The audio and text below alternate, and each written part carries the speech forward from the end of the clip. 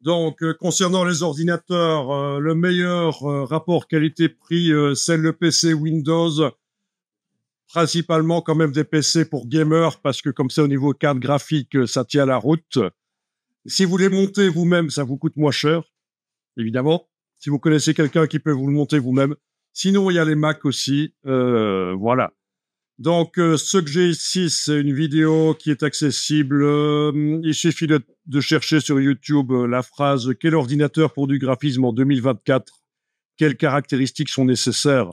Sinon, je vous mets ici aussi le QR code pour accéder direct à la vidéo. Voilà. Et donc, dans cette vidéo qui dure 11 minutes, j'explique d'abord quels sont les maîtres achats au niveau Mac, qu'est-ce qu'il vaut mieux peut-être éviter en portable, qu'est-ce qu'il vaut mieux privilégier en portable, pourquoi ça peut être intéressant d'acheter un Mac Mini, un Mac Studio. Et alors, dans la vidéo, le Mac Mini M4 n'était pas encore sorti, mais tout le monde en parle, tout le monde en dit du bien. C'est un très bon rapport qualité-prix apparemment.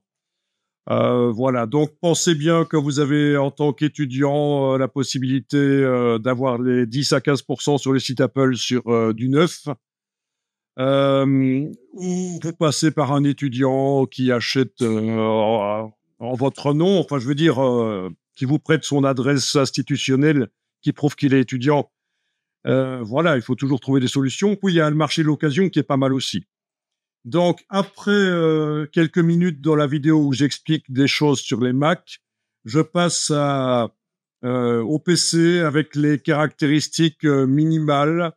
Et je suis certain que si vous lisez ça, certains parmi vous lisent ça, ils vont commencer à critiquer, à dire mais non, c'est pas bien, c'est pas un bon choix, blablabla. Donc tout le monde essaye de se mettre en avant quand on est geek et qu'on voit quelqu'un qui parle de PC et de caractéristiques, on essaye de critiquer avant même d'entendre ce qui va être dit. On sait qu'on va critiquer.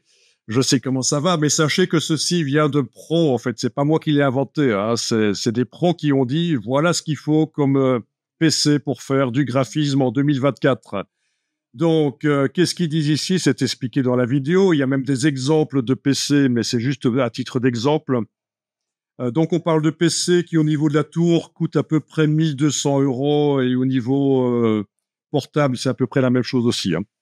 Donc, en termes de carte graphique, NVIDIA, RTX 4060 ou supérieur, en fonction du budget. Configuration minimale du Core i5, 6 cœurs.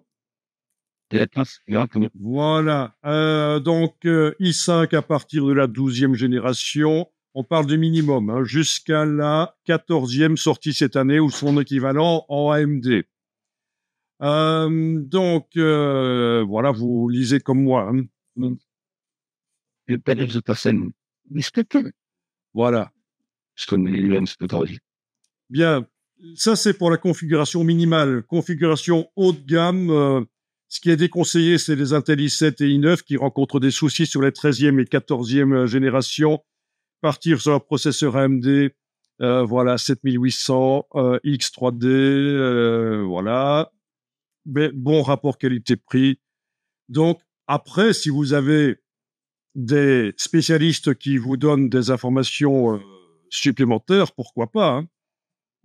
Mais voilà, en fait, ce qui est conseillé comme meilleur rapport qualité-prix pour du graphisme en fonction de d'un budget petit ou d'un budget plus gros. Ok, donc un peu plus loin, il y a des exemples qui sont montrés, mais ils sont pas extrêmement récents. Ils datent de septembre 2024. Donc c'est vrai que ça a pu changer. Oui, ici 2300, c'est le haut de gamme, et vous en avez d'autres qui sont plus bas de gamme, etc. Tout ça est montré plus loin. Voilà, 1089 €. Ok, donc voilà. Ok, ça c'est autre chose. Donc voilà. Exemple pour vous guider éventuellement, mais rien ne vaut de recouper les informations et de demander à plein de personnes différentes qu'est-ce que tu achèterais, qu'est-ce qui est bon, qu'est-ce qui est mauvais à ton avis. Donc voilà, donc pour toi Yves, ceci en novembre 2024, fin novembre 2024, est intéressant. Voilà, c'est vrai que pour moins de 1000 euros, en fait, ça a l'air d'être bien. Sur LDLC. LDLC, c'est quand même réputé, hein. C'est sérieux.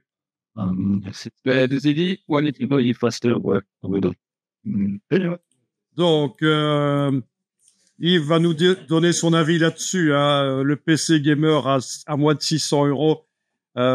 Promotion Black Friday. Ok, donc qu'est-ce que t'en penses, Yves? La carte graphique, évidemment, c'est... Ça me paraît quand même pretty bon. Oui, mais 512, tu sais, sur le Mac Mini M4, on a 256 Go de disque interne et on dit que il faut connecter des choses en externe éventuellement, hein, pour mettre les datas. Donc ça, c'est peut-être pas... Au niveau de l'arsenal, là, c'est l'axe, on est tight. La RAM, ok, oui. C'est ça, on a fait ça, c'est correct, FT, Smart, fait un compte, 4 gigas, c'était tout. Un peu limité. Considéré, mais correct, ça va. Donc pour faire du graphisme avec Adobe, ça ira, mais peut-être la 3D, ce sera un peu limité. Ça devrait aller, mais pour la 3D, je prendrais quand même une carte graphique. Voilà, donc à vous de voir si c'est juste pour faire du Adobe et ou si vous voulez faire de la 3D en plus, mais la 3D, je pense pas, hein. Donc pour toi, verdict, voilà, Yves Benchmark, qu'est-ce que ça dit? Est-ce que le rapport qualité-prix est bon? Mais tu vois que ça ira.